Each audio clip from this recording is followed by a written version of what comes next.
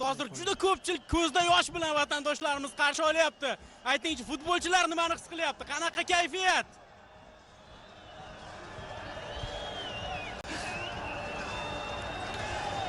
Bismillah. Avvalambor hammaga katta rahmat.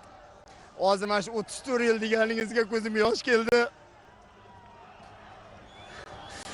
Chunki faqat jahon chempionatiga chiqib qolmay ko'z yosh qilganmiz.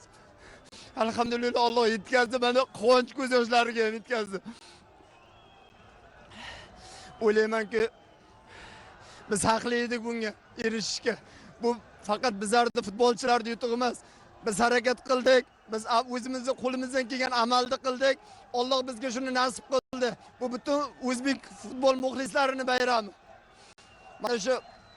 Mana shunday ulug' kunda bizni duo qilib, qo'llab-quvvatlab, bizga uzoqdan bo'lsa ham, mana shu hajlarda uzoqda bo'lsa ham davlatimiz rahbari, o'zimiz ahli ilmlar hammasi duo qilishdi. O'ylaymanki Alloh o'shaning uchun bizlarni mana shunday ulug' bir kunda, ertaga Qurbon hayiti, bugun Arafa kuni, mana shunday ulug' bir kunda yanada xalqimizga bayram ulashdik. O'ylaymanki biz buni mana siz aytganingizdek 34 yil kutdik. Alhamdulillah Alloh yetkazdi. Allohga behisob shukr.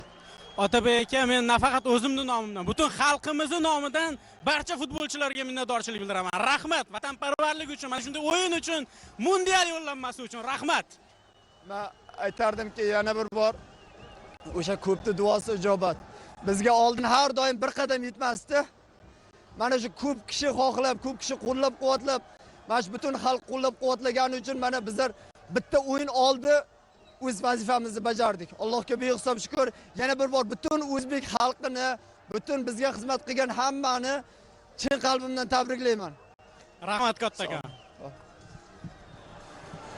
Ha, biz